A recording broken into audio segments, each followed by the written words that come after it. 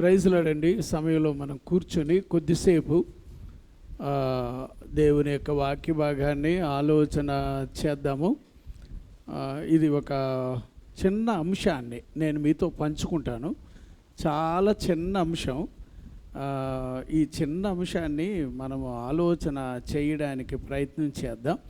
దేవుడు మనలను ఆశీర్వదించునుగాక. చూడండమ్మా, రెండవ రాజుల గ్రంథం 4వ అధ్యాయం. 4వ అధ్యాయంలో అక్కడ 9వ వచనం దగ్గర నుంచి మనము చదువుకుందాం. 2వ రాజుల గ్రంథం 4వ అధ్యాయము 9వ వచనం దగ్గర నుంచి మనం చదువుకుందాం. 2-3 వచనాలు చూడండి అమ్మా. కాగా ఆమె తన పెనిమిటిని చూచి మన యొద్దకు వచ్చుచూ పోవుచున్న వాడు భక్తిగల దైవజనుడని నేను ఎరుగుదును. చూడండి, ఒక మంచి ఆలోచన ఇందులో నుంచి మనము ఈరోజు వాక్యాన్ని వినబోతున్నాం. నేనేం చెప్పాలి అనుకుంటున్నాను అంటే, చివరి దినాల్లో ప్రభు కొరకు బ్రతికే వాళ్ళు ఎవరైనా కూడా, అంటే దేవుని కొరకు బ్రతకడం అంటే సవాలుతనముగా ఉండగలిగితేనే, సవాలుగా ఉండడం అంటే, ఇప్పుడు చూడండి, ఇందులో ఒక అమ్మగారు, ఆమె చాలా గొప్ప వ్యక్తి, చాలా గనురాలు, ఆస్తిపరురాలు. ఒకవేళ ఆమెకు అనేకమైనటువంటి ఆధిక్యతలు ఆమెకు ఉండొచ్చు. ఆమె తన ఇంటికి వచ్చి వెళుతున్న ఒక సేవకుని గురించి ఆమెకు స్టేట్మెంట్ ఇస్తుంది. ఏమని చెబుతుంది? అది కూడా ఎవరికి చెప్తుందో తెలుసా? తన యజమానికి ఏమని చెప్తుందంటే, మన ఇంటికి వచ్చుచూ వెళుతూ ఉన్నటువంటి ఈ దేవుని మనిషి, అతడు ఎవరు అని అంటే, ఒక విధంగా నాకైతే తెలిసింది, గమనించాను, ఆయన చాలా భక్తి కలిగిన మనిషి. చదవమ్మా, కంటిన్యూ చేయండి. అక్కడ చక్కగా మాట రాసింది కదా, తన పెనిమిటిని చూచి మన యొద్దకు వచ్చుచూ పోవుచున్నవాడు భక్తిగల దైవజనుడని నేను ఎరుగుదును. కావున మనం అతనికి గోడ మీద ఒక చిన్న గది కట్టించి అందులో అతని కొరకు మంచము బల్ల పీట దీపస్తంభము ఉంచుదుము. అతడు మన యొద్దకు వచ్చినప్పుడెల్లా అందులో బస చేయవచ్చునని చెప్పాను. సరే, దేవునికి స్తోత్రం. చాలా మంచి మాట కదా. దేవుని సేవకుడి కోసం నేను ఇప్పుడు ప్రతి భాగాన్ని మనం ఇందులో గమనించగలిగితే, ఒక ఆమె సాక్ష్యం ఇవ్వగలుగుతూ ఉంది అని అంటే చాలా పెద్ద మాట కదా. ఒక మామూలుగా ఒక మగ మనిషి సాక్ష్యం చెప్పాడు అంటే అది వేరే. ఒక ఆడామె ఇంటికి వచ్చుచూ వెళ్ళుచూ ఉన్న మనిషి గురించి సాక్ష్యం చెప్పడం, అది చాలా అద్భుతమైన ఒక మంచి సాక్ష్యం. జాగ్రత్త, మన జీవితాల్లో కూడా మనమందరం కూడా, ఈవెన్ పాస్టర్గా నేను చాలామంది నివాసాలకు రావట్లేదా? వస్తున్నామా లేదా? వస్తున్నాము, వెళుతున్నాము. ఎక్కడైనా ఆయాసకరంగా ఉందా అనేది ఒక పెద్ద ప్రశ్న. అంటే పాస్టర్ గారు వస్తున్నాడు, వెళుతున్నాడు అనగానే మరీ భయపడిపోయే పరిస్థితి మీకు ఉండకూడదు. అంతలాగా నేను వీళ్ళింటికి వెళ్ళడం ఏంటి, ఇంత చిన్న ఇంటికి వెళ్ళడం, అంత పెద్ద ఇంటికి వెళ్ళడం అనేది ఆలోచన సేవకుడికి ఉండకూడదు. ప్లస్ పాస్టర్ గారు ఒకవేళ మీ ఇంటికి వస్తే గనక మీ ఇంటిలో ఉన్నవన్నీ పాస్టర్ గారికి చూపించాలని అనుకోవడానికి వీలు లేదు, అవసరం లేదు. తను ఎక్కడి వరకు ఉండాలో అక్కడి వరకే. అట్లాగే విశ్వాసులుగా ఉన్న మనం కూడా ఆయా ఇళ్ళలకు వెళ్ళినప్పుడు తప్పకుండా నేనేమంటానంటే, నువ్వు దేవుని మనిషివా కాదా అనే ఒక చూపు మాత్రం సొంతంగా ఉన్న ఇంటి వాళ్ళు గమనిస్తూ ఉంటారు. తిండి దగ్గర గమనిస్తారు, గమనించరా? భోజనం దగ్గర గమనిస్తారు. ఇంకెక్కడ గమనిస్తారు? ఎవరు లేనప్పుడు ఒంటరిగా మాట్లాడేటప్పుడు అక్కడ కూడా అప్పుడు ఎలా మాట్లాడతామో, అందరూ ఉన్నప్పుడు ఎలా మాట్లాడతామో ఇది గమనిస్తారు కదా. గమనించరా? ఏమండి, ఇప్పుడు ఈ అమ్మగారు తన యజమానికి చెబుతుంది, మన ఇంటికి వచ్చి వెళుతున్న మనిషి, నేనైతే చెప్తున్నాను, నాకు బాగా అర్థమయ్యింది, అతను మామూలుడు కాదు, అతడు దేవుని మనిషిగా ఉన్నాడు. అతడు ఎలా ఉన్నాడట? భక్తి కలిగిన మనిషి. ఎవరండి చెప్పండి? అప్పుడు భక్తి కలిగిన వాళ్ళు బహుశా అవతల వాళ్ళ ఇళ్ళల్లో ఉన్నవి ఏవి ఆశించరని నేను అనుకుంటాను. ఒక్క మాట, మీ ఇంటికి వచ్చాము, ఏం ఆశించకూడదు, ఏమి ఇన్క్లూడింగ్ నేనైతే అంటాను, కానుక కూడా ఆశించవలసిన అవసరం ఉండదు. ఇస్తే ఇచ్చారు, లేకపోతే లేదు, పెడితే పెట్టారు, లేకపోతే లేదు. నేను అంటాను, చాలామందికి నేను ఎక్కువ చెప్తాను ఏంటంటే, ఛాయ్ కూడా ఇవ్వాల్సినంత అవసరం లేదు. ఒకవేళ ఇచ్చారు అనుకోండి, అప్పుడు మీరు ఎటువంటి వారై ఉండాలి? మీరు కూడా భక్తి కలిగిన వారై ఉండాలి. ఇప్పుడు దీంట్లో మనకు అర్థం కావలసిన ఒక్క మాట భక్తి. పాయింట్ ఏంటంటే భక్తి. ఇంకా అక్కడ రూమ్ ఇచ్చారనో, బల్ల పెట్టారనో, పీట పెట్టారనో, మంచం వేశారనో, ఇవన్నీ వేరే. తర్వాత దాని గురించి ఒకరోజు తప్పకుండా ఆలోచన చేద్దాం. ప్రతిదానికి ఒక భావమే ఉంది. అంచేత ఇప్పుడు లేటెస్ట్గా కొత్తగా ఏదో కాదు, ఆల్రెడీ అనాది కాలం నుంచి దీని మీద వ్యాఖ్యానాలు చేయబడ్డవి ఏవైతే ఉన్నాయో అవే మనం తెలుసుకోవలసిన అవసరం ఉంటుంది. అయితే భక్తి అనే దాంట్లో చాలా ప్రత్యేకత. మొదటి పాయింట్, ఎవరైనా భక్తిగా ఉన్నారు అనుకోండి, అప్పుడు భక్తిగా ఉన్నారు అని అనగానే వాళ్ళు ఏం చేస్తారబ్బా అంటే, వాళ్ళు ఎక్కువగా ప్రార్థన చేస్తారు. ఏం చేస్తారు చెప్పండి? అందరూ చెప్పండి. అప్పుడు జనరల్గా మీ ఇంటికి ఎవరు వచ్చినా, ఫస్ట్ మీ ఇంటికి ఎవరైనా వచ్చారనుకో, సాయంత్రం ప్రార్థన కూడికి పెట్టాం. ఎవరింట్లో పెట్టాం? ఒకవేళ మనం జనరల్గా సరే నయోమి అమ్మగారి ఇంటి దగ్గర ప్రార్థన పెట్టాం. పెట్టగానే పాస్టర్ గారు వచ్చినా ప్రార్థన చేసుకున్నాం. వచ్చిన వెంటనే ప్రార్థన. మిగిలిన వాళ్ళు కూడా ఏం చేయాలి?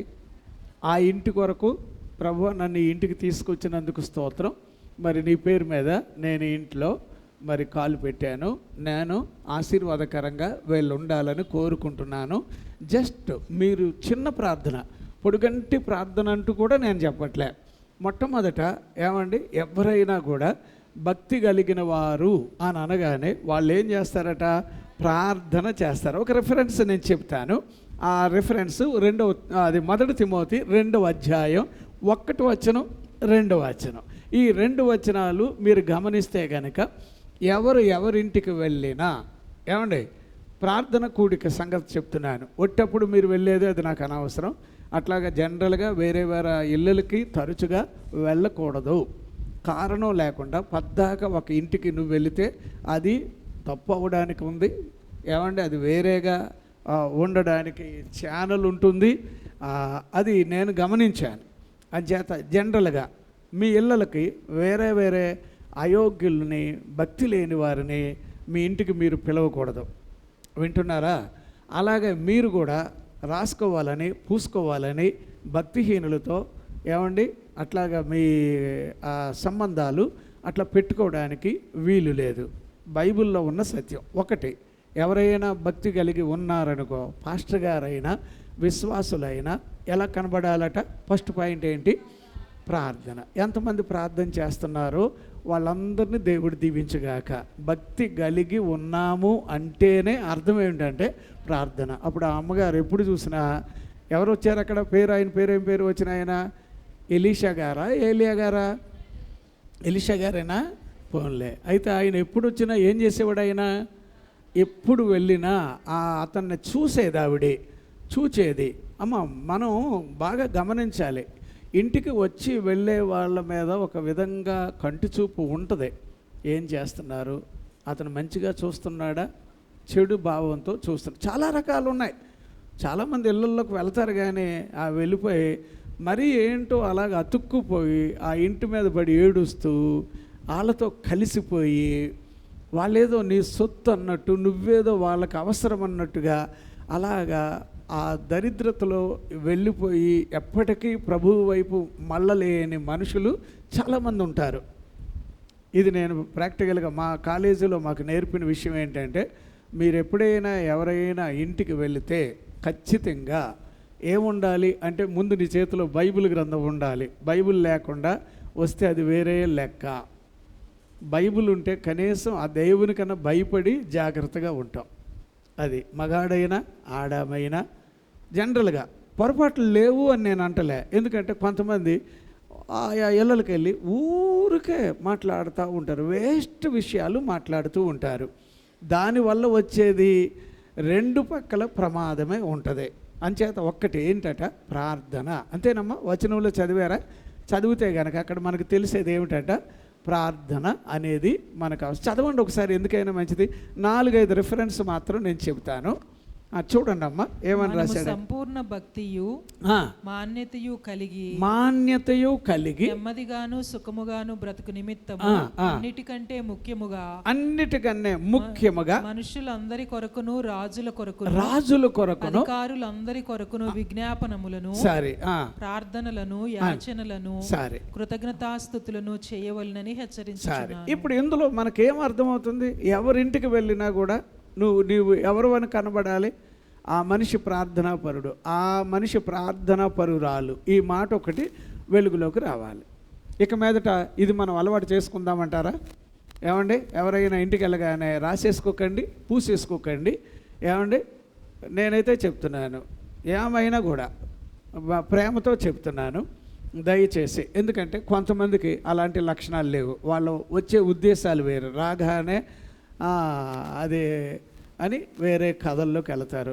అప్పులు అడగడం, లేకపోతే ఏదో వ్యవహారాలు, వాళ్ళ వ్యాపారానికి కోసం మీ ఇంటికి రావడాలు, ఇలాంటివి జరుగుతున్నాయి. వీటన్నిటికన్నా మొట్టమొదట నువ్వెక్కడున్నా కూడా నిన్ను గమనిస్తూ ఉన్నారు, జాగ్రత్త. అప్పుడు నీ అందు ఏం కనబడాలి? ప్రార్థన జీవితం. ఏం కనబడాలి చెప్పండి, మర్చిపోకండి, ఓకేనా? అందరూ కూడా అప్పుడు మనం ప్రార్థనా జీవితంలో కనిపిస్తే కనుక అప్పుడు ఎలా ఉంటుందట, సుఖంగా ఉంటాం, నెమ్మదిగా ఉంటాం, ప్రశాంతంగా ఉంటాం. అదొకటి చాలా ఇంపార్టెంట్. మీరు ఎవరి కోసమన్నా ప్రార్థన చేయండి, మీకోసం మీరు ప్రార్థన చేయండి, మీకు తెలిసిన వారి కోసం అన్నా ప్రార్థన చేయండి. ఏదైనా ఒకటి, భక్తి గలవారికి ఉండే మొదటి లక్షణం ఏంటంటే ప్రార్థన జీవితం. సరే, దీన్ని ఇలాగే చెప్తే కాదు, కానీ ఇప్పుడు భక్తి లేని వాళ్ళు చాలామంది ఉంటున్నారు. అందులో ఏమండి, బైబిల్ గ్రంథం లేని వాళ్ళు, భక్తి లేని వాళ్ళు అనడం కంటే బైబిల్ గ్రంథాన్ని కలిగి ఉండి కూడా నిర్లక్ష్యంగా ఉండే చాలామంది భక్తిహీనులు ఉంటున్నారు. ఇది ఒక పెద్ద సమస్య వచ్చింది ఇప్పుడు ఈ చివరి రోజుల్లో. ఎక్కువగా ఏమండి, భక్తి లేని వాళ్ళే ఎక్కువగా ఉంటారు. వాళ్ళకి బైబిల్ గురించి పట్టింపు ఉండదు, ప్రార్థన గురించి పట్టింపు ఉండదు. ఈవెన్ ఇప్పుడు ఇలాగ కూటాలకు రాగానే ఫస్ట్ వాళ్ళు ఏంటంటే, ఏమండి, ఇంతకుముందు మనం సినిమాకి వెళ్ళేవాళ్ళు, ఎన్ని గంటలు చూసేవాళ్ళం? కనీసం తక్కువగా అంటే 2 గంటలన్నర కదా. దానికోసం మనం అప్పటికి ఎప్పుడు వెళ్ళాలి, పేర్లు పడేటప్పటికల్లా మనం వెళ్ళిపోయేవాళ్ళం. తర్వాత ఇంచుమించుగా పేర్లు పడడానికి వెళ్ళాలంటే ఎంత దూరం నుంచి వెళ్ళాలో, ఎంత హరిబిరిగా వెళ్ళాలో, ఎంత కంగారుగా వెళ్ళాలో నిజంగా భలే ఉండేది కదా. అలా స్పీడ్గా వెళ్ళి మన సీటు కావాలని చెప్పి ఎదురు చూసి కనీసం ఎన్ని గంటలు అందులో కూర్చునే వాళ్ళం? 2.5 గంటలు మాత్రమే కాకుండా మిగిలిన ప్రయాణం అది ఇది లెక్కేస్తే చాలా టైం వెచ్చించేవాళ్ళం. ఇప్పుడు అదే మందిరానికి వచ్చే వాళ్ళకి ఏమనిపిస్తుంది? ఇప్పుడు బాబోయ్, పాస్టర్ గారు 1/2 గంట చెప్తే బాగుండేది. ఎంతసేపు చెప్తే బాగుండేది? 1/2 గంట. నయ్యం రేపు నుంచి 10 నిమిషాలు చెప్తే బాగుండేది. అట్లా కూడా ఉన్నాయి. ఇప్పుడు సంఘాల్లో ఎక్కువ సేవకులు చాలామంది ఏమైపోయారంటే ఇప్పుడు స్టైల్ మార్చేశారు. అంటే ఆ కథలు, ఈ కథలు, పెట్ట కథలు, ఇంకో కథలు, ఏదో ఎట్టాగా మొత్తానికి వచ్చిన వాళ్ళని పొగిడేయాలి, అట్లాగే అలవాటైపోయింది. అందుకోసమే భక్తి కలిగిన సేవకులు తగ్గిపోయారు. ఇప్పుడు వాళ్ళ మోటివేషన్ అంతా ఏంది? భక్తి లేని వాళ్ళకు ఉండే లక్షణాలు ఒక 7 చెప్తాను. అందుకని వాళ్ళు ఎలా ఉంటున్నారు అనేది ఒక పెద్ద సమస్య. నేనేమంటానంటే, ఇదిగో 3 పాయింట్లు నేను చెప్తానబ్బా. నువ్వు నిజంగా భక్తిపరుడు అయితే నీలో యేసు ప్రభు ఎప్పుడూ కనబడాలి. ఎవరు కనబడాలి చెప్పండి అమ్మా. అది మీరు వచనాలు ఎన్ని చెప్పమంటే అన్ని చెప్తాను. ఏమండి, ఇప్పుడు యేసు ప్రభు ఎప్పుడు మనలో ఎందుకు కనబడాలంటే ఆయన వచ్చాకే మన దశ మారింది, మన బతుకు మారింది. ప్రారంభంలో 1వ అధ్యాయం 27వ వచనం ఆది కాండంలో చదివితే అక్కడేం చదివేవాళ్ళం మనం? ఆ వాక్యాన్ని బట్టి చదివితే కనుక అక్కడ ఎలా ఉండేది? దేవుడు తన స్వరూపమందు మనలను కలుగు చేశాడు అని రాశారు కదా. ఆ 28వ వచనానికి వెళ్ళామనుకో, 26 నుంచి 28 వచనాలు ఈ 3 చదివితే, దేవుడు తన స్వరూపంలో మనల్ని కలుగు చేసింది ఎందుకు అంటే ఆశీర్వాదకరంగా ఉండాలి అనేది ఆయన కోరిక. అంటే ఇప్పుడు మనం ఎక్కడున్నాము అంటే ఎక్కడున్నాము అని కూడా చూస్తే ఆశీర్వాదకరంగా ఉండాలి. సరే, ప్రభువుని మనం అడుగుదాం, ప్రభువా నా జీవితంలో ఏమండి నేను ఎక్కడున్నా కూడా నీ మనిషినని తెలిసేటట్టుగా ఏమండి నీ రూపం నాలో ఉండునుగాక. అది అసలు సిస్సలైన భక్తి. దేవునికి స్తోత్రం. భక్తి అనగానే నేను యేసు ప్రభువుని బట్టి నాకున్న సంతోషం ఏంటంటే, అదే మీరు 4:19 చదివినా అదే వాక్యాన్ని చదువుతాం. గలతీయులకు రాసిన పత్రిక, క్రీస్తు స్వరూపం మీ యందు ఏర్పడాలి. ఇప్పుడు అది లేకపోతే మనం భక్తి కలిగిన వాళ్ళగా కనబడం. అప్పుడు నేను మీ ఇంటికి వచ్చాననుకో, నాలో ఎవరున్నారని నువ్వు చోటిచ్చావు? ఎవరిచ్చారు? ఇప్పుడు మీ ఇంటికి వచ్చాను నేను, ఎవరున్నారని? ఏమండి, అలాగే మీరు ఒకళ్ళ ఇంటికి వెళ్ళారు, ఎవరున్నారని? అప్పుడు ఆ ఇంటోళ్ళకి ఎలా ఉండాలంటారు? ఆ ఇంటోళ్ళకి ఏదో కొంతమంది వాసాలు లెక్కెడతారట కదా, ఏదో అదొక రకం. తిన్న ఇంటి వాసాలు లెక్కబెట్టి, అదేటమ్మా నిన్న మొన్న మీరు ఏదో ఒకలాగా ఉండి అప్పుడే పెద్ద టీవీ కొన్నారు. నేనంటాను 10 టీవీలు కొనుక్కొని వాళ్ళ మీద పడి ఏడవకుండా ఉండాలంటే నువ్వెవరి మనసు అయి ఉండాలి? యేసు ప్రభు నీలో ఉండాలి, మనసులో పడిన ఉండి. లేకపోతే ఎవరైనా ఇంటికి వెళ్ళగానే, అందుకే వాళ్ళు ఇప్పుడు పెద్ద దిష్టి బొమ్మ అక్కర్లో నీ బొమ్మే పెట్టేయాలి అక్కడ. ఈవిడ వచ్చిందంటే చాలు మా ఇంట్లో ఏవి ఆవిడికి నచ్చవు, ఏడు ముఖంతో చూస్తుంది. ఎప్పుడు చూసినా అయ్యి బాబా ఎప్పుడు కొనేసారమ్మా, ఏది కూలరా లేకపోతే ఫ్రిడ్జ్ కాదు, అదేమంటారు ఏసీ. అసలు ఏం ఉండకూడదా? నేనేమంటానంటే, కొంతమంది మీకు తెలుసా, ఎవరైనా వస్తారు అనగానే పాపం దాచేస్తున్నాం. మనం ఏం చేస్తాం? మనం వస్తువులు మనం ఏం చేస్తాం? సరే, అప్పుడు అందుచేత ఇప్పుడు ఎలాగ కారు దాచలేం కాబట్టి ఇప్పుడు ఏమవుతున్నాం? అయ్యో కారు ఈడి కంట్లో పడిపోయింది. వద్దు, అట్లా కాకుండా నువ్వు ఎప్పుడైనా ఎవరైనా ఇంటికి వెళితే గనక నువ్వు మాత్రం యేసు ప్రభు బిడ్డగా వెళ్ళాలి. అది భక్తి. రెండవదిగా నేను ముందే పాయింటే చెప్పాను, ఎవరైనా భక్తిపరులు అనగానే అవతల కన్ను గమనిస్తుంది, చూస్తుంది, ఆ మనిషి ఎవరు అంత యథార్థంగా ఉన్నాడంటావా?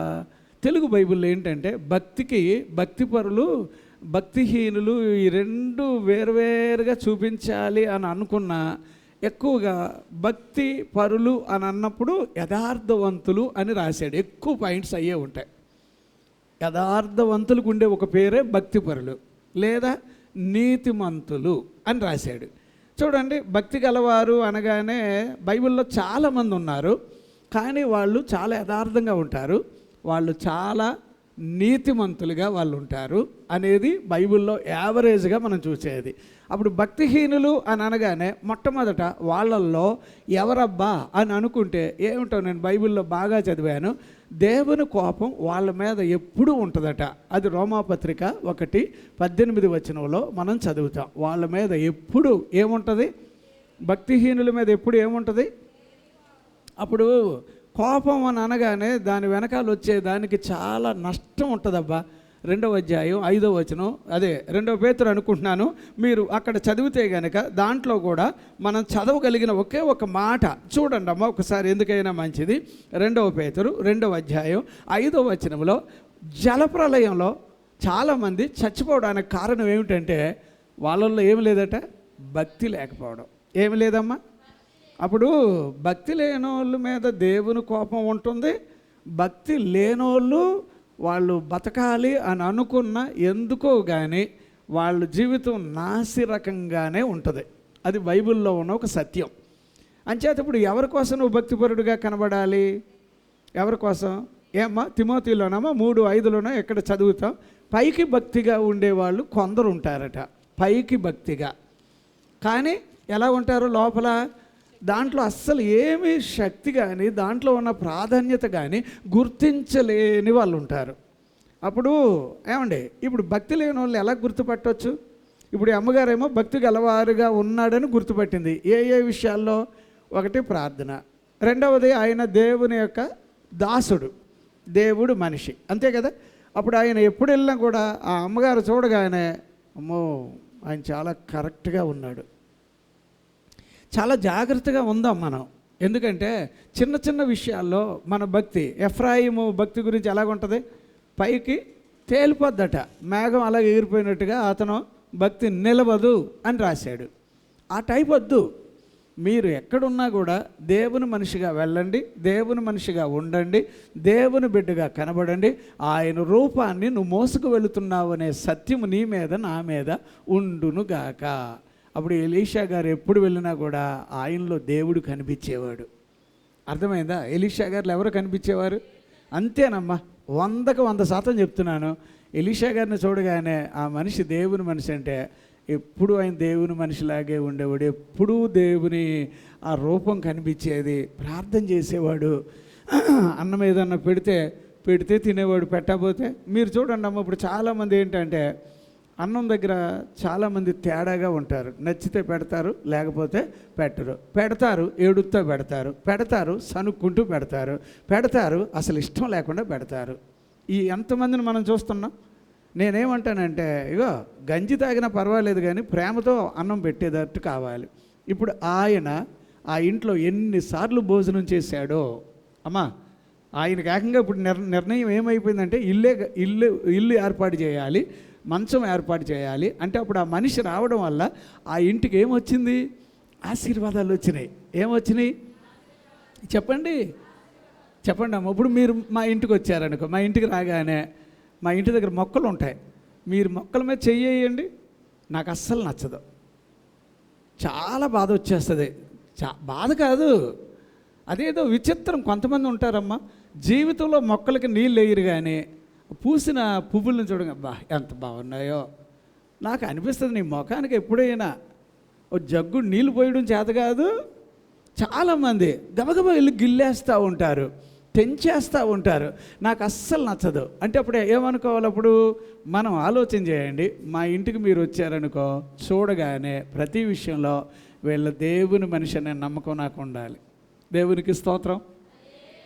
సరే, అన్నిటికన్నా ఇది దేవుని మందిరం. ఇప్పుడు ఈ ఇంటికి మీరు వచ్చారనుకోండి, దేవుని ఇంటికి వచ్చారు, ఎలా ఉండాలి? ఇక్కడ దేవుడు పక్కన గమనిస్తున్నాడు కదా, మీరు దేవుని మనిషే కాదనేది పాస్టర్ గారు ఒక పక్కన చూస్తూ ఉంటాడు.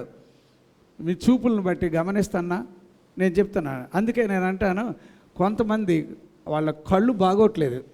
నాకేంటంటే ఇక్కడ మందిరానికి వచ్చే వాళ్ళందరూ కూడా దేవుని పేరు మీద నమ్మి వస్తున్నారు. ఇక్కడ అమ్మా నమ్మి వస్తున్నారు. ఆడవాళ్ళు అవనే, మగాళ్ళు అవనే, వాళ్ళు 10 కాలాలు ఆశీర్వాదకరంగా తాళగా దీవెనకరంగా వాళ్ళు పైకి రావాలి. ఒకవేళ కంటి చూపు గనుక తేడా వచ్చింది అనుకో, నువ్వేమైనా మంచిది చెప్తున్నావు, ప్రభు దగ్గర అడుగు, ప్రభువా, లేకపోతే నేను చూసి ఎప్పుడో ఇస్తా క్లాస్. ఇక అప్పుడు క్లాస్ ఇచ్చినప్పుడు నువ్వు అనుకోవాలి, ఇంకొకసారి మళ్ళీ మందిరం సైడ్ ఒట్టు నువ్వు చాలా జాగ్రత్తగా ఉండాలి. ఎందుకంటే పసిపిల్లల దగ్గర నుంచి అందరూ కూడా ఇది దేవుని ఇల్లని ఇక్కడికి వస్తారు. అప్పుడు మిగిలిన వాళ్ళకి ఎలా కనబడాలి? ఇప్పుడు మా కుటుంబం ఎలా కనబడాలి? మా కుటుంబం మేము దేవుని పిల్లలలా కనబడద్దు, మాలో యేసు ప్రభు కనబడాలా వద్దా? పాస్టర్ గారు కదా, ఆయనకి ఎక్స్ట్రా ఏమి ఉండదు. పాస్టర్ గారిలో కూడా ఎవరు కనబడాలి? యేసు ప్రభు కనబడాలి. గద్దించాలి, బుద్ధి చెప్పాలి. నాకైతే మాత్రం నేను అనుకుంటాను, ఆ మాత్రం విలువ ఇవ్వలేని నా కుటుంబం ఒకవేళ నీకు విలువ ఇవ్వట్లేదు అనుకో, తేడాగా ఉన్నారన్నమాట. మరి అది తెలీదు. మళ్ళీ మాకు మాత్రం చాలా ప్రాధాన్యత ఇచ్చేయాలి. నాకు అది కూడా నచ్చదు. అందరం ఒకటిక్కడ ప్రభు దగ్గరికి వచ్చాం. ఏదన్నా ప్రేమిస్తే సేవకుడు కాబట్టి కాస్త శ్రేష్టమైన పెడితే పెట్టారు. అదే కానీ అంతకన్నా ముఖ్యంగా మాలో నుంచి మీకు ఏం కనబడాలి? యేసు ప్రభు కనబడాలి. మీలో నుంచి ఎవరు కనబడాలి? అప్పుడు మనమందరం దేవుని పిల్లలకు ఒక ఏరియాలో ప్రార్థన చేయడం మొదలెడితే కార్యాలు వెనకాల కార్యాలు చేసుకుంటూ ఆయన వస్తాడండి. ఆయనకి చాలా ఇష్టం. కానీ నేను అంటున్నా, ఇప్పుడు ఈరోజు వాక్యం కోపంగా ఉండాలని కాదు. నా వాక్యం అంతా ఏంటంటే, దేవుడు నీలో కనిపిస్తే అప్పుడు బయట వాళ్ళు గమనించి ఆ అమ్మగారు ఇంటి ఆయన్ని పిలిచి ఆ వచ్చే మనిషి వల్ల మన కుటుంబాలు దీవించబడ్డాయి, ఆయన ఇక్కడికి రావడం మంచిదయ్యింది. అమ్మ, ఎన్నిసార్లు కన్నీళ్ళు తెచ్చుకొని ఏడుస్తూ ఉంటానో ప్రభు దగ్గర. ఎన్నోసార్లు ఒక్కొక్కసారి అనిపిస్తుంది భోజనం చేయబుద్ది కాదు, ఒక్కొక్కసారి మనసు వేదన అనిపిస్తుంది, ఒక్కొక్కసారి అనిపిస్తుంది ప్రభువా ఇది చాలా కష్టమైన పరిచర్య చాలా కష్టంగా కనిపిస్తుంది నాకు. ఎందుకు ఏమండి? ఓ పక్కన తిండి ఉండదు, గంటల సేపు కాదు, గంటల సేపు వాక్యాలు ప్రిపేర్ చేయడం కదా, రోజులు అంత కష్టం వాక్యం చెప్పడం. ఏదో ఇలా పేజీ తిరిగేసేస్తే వచ్చేసేది కాదమ్మా. అలా వస్తే కనుక అభిషేకం ఉండదండి. అభిషేకం మనతో ఉండాలి అంటే ఆ మనిషి దేవుని మనిషిగా. పాస్టర్ గారికి విలువ ఇచ్చేది ఎందుకో తెలుసా? అతనిలో దేవుడు ఉన్నాడని గుర్తించండి. ఒక విశ్వాసకు మనం ఎందుకు విలువిస్తున్నామంటే యేసు ప్రభు వారిలో ఉన్నారని గుర్తించి అప్పుడు వారికి విలువిచ్చేటట్టుగా. మీరు మా ఇంటికి వస్తే ఆశీర్వాదం ఉండునుగాక, మేము మీ ఇంటికి వస్తే ఆశీర్వాదం ఉండునుగాక. భయంతోనో ఇంకో రకంగానో కుటుంబం రొటేషన్ అవ్వడం అది దేవునికి నచ్చలేదు. అర్థమైందా? సరే, ఒక్కటే. రెండవ పాయింట్, మళ్ళీ మనం ఇంకొక వాక్యాన్ని చూడాల్సిన అవసరం ఉంది. నేనేమంటానంటే, నువ్వు దేవుని అందు భయభక్తులు కలిగి ఉన్నావంటే వాక్యానుసారంగా బ్రతకడం. ఎలా బ్రతకాలి చెప్పండి? అంటే వాక్యం ఎక్కడ ఉండాలి అని అంటే, నేను చాలా రెఫరెన్స్ చెప్పాను. జనరల్గా అందరికీ పదే కొట్టుకొచ్చే వాక్యం ఏది? రోమాపత్రిక 10వ అధ్యాయం 8వ వచనం. అది కరెక్టే. అప్పుడు వాక్యం నీ నోట ఉండాలి. నేను అంటున్నా అమ్మ, వాక్యానుసారముగా ఉండే మనుషులు కావాలి. ఇప్పుడు వాక్యానుసారంగా లేమనుకోండి, అప్పుడు వేరే ఉంటుంది. ఎందుకంటే భక్తుల గురించి నేను 10 పాయింట్లు చెప్తాను, కనీసం 10 పాయింట్లు టకా చెప్తాను. కాకపోతే నా రిక్వెస్ట్ ఏంటంటే, మీరు ఏ ఇంటికి వెళ్ళైనా ఎక్కడున్నా ఏమంటే వాక్యం ఉండునుగాక. ఏముండాలమ్మా చెప్పండి అమ్మా. మొన్న మధ్యకాలంలో ఇక్కడ పాస్టర్ల మీటింగ్ పెట్టాము. పాస్టర్ల మీటింగ్ పెట్టినప్పుడు పాస్టర్లో పెద్ద ఆయన ఎవరో ఆ రోజు పెద్ద పాస్టర్ గారు వాక్యం చెప్పడానికి ముందు దానికి ముఖ్యమైన ఒక ఆయన ఇస్రాయేల్ రాజు గారు. ఆయన ఇదంతటికి పెద్ద ఆయన ఇట్లా చూస్తూ ఉన్నాడు. వాక్యాలు చూశాడట. ఇక్కడ చూశాడు, అక్కడ చూశాడు, ఎట్టు చూసిన వాక్యాలు. తర్వాత ఆయన ఏం చేశాడో తెలుసా? నాకు ఫోన్ చేశాడండి. ఫోన్ చేసి ఈ దేవుని మందిరంలో ఉన్న కుర్చీలు కూడా ఆయనకి నచ్చేసినాయి. ఈ కుర్చీలు వాటిని ఆయన చూచి చాలా సంతోషం అనిపించిందండి. మీ మందిరంలో కుర్చీలు సంతోషంగా ఉన్నాయి, కూర్చునే వాళ్ళకి ఎంతో ప్రాధాన్యత ఇచ్చారు, చాలా సంతోషంగా ఉందయ్యా. నేను మాత్రం మీ చర్చిని నేను ప్రభు దృష్టిలో నేను ఆ విషయంలో ఆనందపడుతున్నాను. మీకు మీ సంఘానికి చాలా వందనస్తులై ఉన్నామని వాళ్ళు నాకు ఫోన్ చేశారు.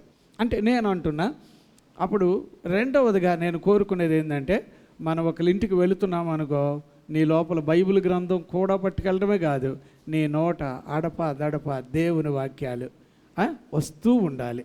అదే మీరు ఇప్పుడు అమ్మ మీకు నేర్పించారు. ఏది? ఎప్పుడైనా ప్రార్థన చేస్తున్నారనుకో, వాగ్దానాలు పట్టుకొని మీరు ఏం చేస్తున్నారు? నేను చాలామందిని చూశాను. ఇందాక అమ్మగారు కూడా ప్రార్థన చేసినప్పుడు అందులో నేను చూశాను, ఎక్కువగా వాగ్దానాలు గుర్తు తెచ్చుకొని ప్రార్థన చేస్తున్నారు. అప్పుడు వాగ్దానాలు ఎప్పుడైతే మనం గుర్తేస్తామో ఆయన భలే చలించిపోతాడు. ఆయన ఎందుకో తెలుసా? తన మాటలతో తను పట్టుకున్నట్టు అయిపోతుంది ఆయనకి. దేవుని మాటలతో దేవుడిని ఏం చేస్తున్నాం? మనం పట్టుకున్న వాళ్ళం అయిపోతున్నాం. ప్రభువా, మీరు ఇలా చెప్పారు కదా ప్రభువా, ఈ వాక్యం ఇలా ఉంది కదా ప్రభువా, చెబుతా ఉంటే ఆయనకి ఎంతో సంతోషం. దేవునికి స్తోత్రం. అప్పుడు రెండవది ఏం కోరాను నేను మీ దగ్గర నుంచి? ఒకటవది పాయింట్ ఏంటట? అది అంశం. అది ప్రార్థన అనేది ఒక పాయింట్. కానీ మీరు ఎవరైనా ఇంటికి వెళ్ళారు, ఎక్కడైనా ఉన్నారు అంటే బైబిల్ పట్టుకొని పండబ్బా ఆ ఇంటి దగ్గర మీ చేత. అందుకే నేను చిన్న బైబిళ్ళు వచ్చినాయి, చేతిలో పెట్టుకోండి, అప్పుడప్పుడు చదువుకోండి, కంఠస్థం చేసుకోండి. అందుచేత ఏమండి, పాయింట్ నెంబర్ 1లో నేను చెప్పాను, ప్రభు మనిషిగా నువ్వు ఉండు. ఎక్కడున్నా నువ్వు ఎవరి మనిషిలాగా ఉండాలి? ఎక్కడున్నా, ఎవరింటికి వెళ్ళినా, ఓకేనా? సరే, ఇంటి దగ్గరని కాదు, నువ్వు ఏ చోటకి వెళ్ళినా కూడా నువ్వు దేవుని మనిషిగా ఉండాలనేది నా కోరిక. దేవునికి స్తోత్రం. అప్పుడు ఏమవుద్దో తెలుసమ్మా? వేరే విషయాలు మాట్లాడుకోకుండా ఉంటాం. వేరే విషయాలు అప్పుడేం రావు. మీకు వాళ్ళ గురించి తెలుసా అని మొదలెట్టారనుకో, ఎందుకు తెలియదండి అని ఎంత చేటబారతో మాట్లాడతారో చూడండి, అవన్నీ అక్కడితో చచ్చిపోతాయి. ఎందుకంటే నువ్వు దేవుని మనిషిగా వెళ్ళు. రెండవదిగా నువ్వు ఉంటే ఎక్కడున్నా కూడా వాక్యానుసారంగా ఉండాలి. ఎలా ఉండాలమ్మా? అంతేనమ్మా. అప్పుడు కనుక మీరు అలాగ ఉన్నారనుకో, చాలా విషయాల్లో మన నోరు అదుపులో ఉంటుంది, మన ప్రవర్తన అదుపులో ఉంటుంది, మన చూపులు కంట్రోల్లో ఉంటాయి, మన నడవడిక చాలా జాగ్రత్తగా ఉంటుంది. లేకపోతే ఎంత డేంజరో తెలుసా? సరే, 3వ పాయింట్ నేను చెప్తాను. ఎవరైనా ఇంటి దగ్గరికి వెళ్ళినా, మందిరానికి వచ్చినా, 3వదిగా నువ్వెవరువు అని అనగానే ఇదిగో పాతవి గతించెను, సమస్తము ఏమైంది? 2 కొరింథీ 5వ అధ్యాయం 17వ వచనం ప్రకారంగా పాతవన్నీ పోయినాయి అనే మనసు నీకు ఉండాలి. అప్పుడప్పుడు వాటిని పొడుచుకొని తెచ్చుకునేటట్టుగా ఉండకూడదు. అందరూ తప్పులు ఉన్నాయి, అందరిలో బలహీనతలు ఉన్నాయి. మరి ఇవన్నీ ఎలా పోయినాయి? యేసు ప్రభు వల్లనే కదా. అప్పుడు బైబిల్ ప్రకారంగా నేనేమంటానంటే, మీరు ఎక్కడున్నా కూడా ఏమండి క్రొత్త సృష్టిగా కనబడాలి. దేవునికి స్తోత్రం, హల్లెలూయా. ఇది ఎలా జరుగుద్ది అని అంటే, మీరు 3:5 అనుకుంటున్నాను, తీతు పత్రికలో చదువుతాం. యేసు ప్రభు యొక్క ఆత్మ ద్వారా మనం అందరం కూడా కడుగబడి. మీకు తెలుసా, బైబిల్లో చూడండి అమ్మ, ప్రార్థన ఎవరి పేరు మీద చేయాలి? ప్రార్థన ఎవరి పేరు మీద? అంతేనమ్మా, యేసు ప్రభు పేరు మీద. ఎవరికి చేయాలి? తండ్రి పేరు మీద ప్రార్థన చేయాలని బైబిల్లో ఉంది. నా నామమున మీరు ప్రార్థన చేయండి అన్నాడు. నా నామములో ప్రార్థన చేయండి అన్నారు. తండ్రి పేరు మీద ప్రార్థన చేయొచ్చు అన్నాడు. యేసు ప్రభు పేరు మీద ప్రార్థన చేయొచ్చు అన్నారు. కానీ పరిశుద్ధాత్మ పేరు మీద ప్రార్థన చెయ్యక్కర్లే. బైబిల్లో ఉన్న విషయం చెప్తున్నా. కానీ పరిశుద్ధాత్ముడు ఏం చేస్తాడంటే, నువ్వు ప్రార్థన ఎలా చేయాలో నీకు నేర్పుతాడు ఆయన. అదే ఆయనకున్న ప్రత్యేకత. అప్పుడు పరిశుద్ధాత్మలో మనం ప్రార్థన చేస్తే అది వేరే ఉంటుంది. సరే, ఏదైనా ఒక విషయాన్ని మనం మర్చిపోకూడదు. సరే, ఇప్పుడు ఇందులో పాయింట్ నెంబర్ 1 నేను చెప్పింది ఏంటంటే, మన ఇంటికి వచ్చి వెళ్ళే వాళ్ళు ప్రార్థనా పరులు. ఎవరమ్మా వాళ్ళు?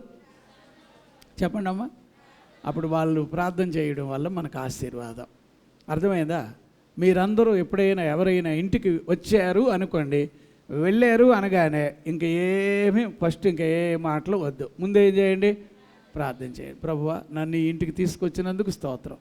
నాకు కూడా నేను ఎప్పుడు అనుకుంటాను, ప్రభువా నాకు ఎంతకాలం ఉందో తెలియదు, ఎంతకాలం నేను బతుకుతానో తెలియదు, కానీ నాకున్న ఈ బైబిల్లో ఫస్ట్ పేజీలో రాసుకుంటాను, ప్రభువా నిన్ను గురించి వివరిస్తాను, నిన్ను గురించి వర్ణిస్తాను, నిన్ను గురించి నీ మంచితనం చెబుతాను. ఇదే నాకు ఎప్పుడు ఉన్న అదొక ఆలాపన అయిపోయింది. ప్రభువా నిన్ను గురించి వివరించాలి అని ఉంటుంది చూడు. అప్పుడు వివరించడం అంటే నాతో ఇంకోటి పోటీ పడితే ఓడిపోవాలి, అట్లాగా ఆయన వివరించాలనుకుంటా. అవి నేను ఇక్కడ రాశాను. నీ మంచితనం అంతా చెబుతా. నాకు అదే, అందుకోసం నువ్వు నాకు ఏం కావాలంటే అట్లాంటి బలం ఇయ్యి, జ్ఞానం ఇయ్యి అని అడుగుతాను. అమ్మ, నేను ఎప్పుడు దేవుడిని నాకు డబ్బులు ఇవ్వని అడగలే, అట్లా అడగలే. ఏ రోజు కూడా డబ్బులు ఇవ్వండి ప్రభువా ఎట్లాగా అని నేను అడగలే. అట్లాగని చెప్పి నాకు ఇల్లు ఇమ్మని అడగలే, ఇల్లు కూడా అడగలే, ఎప్పుడూ అడగలే. కానీ దేవుడు అడగకుండానే ఇవన్నీ ఇస్తున్నాడంటే నాకు భయం పట్టించింది. అప్పుడు నేను ఇల్లు అడగలేదు, ఇల్లు ఇచ్చాడు.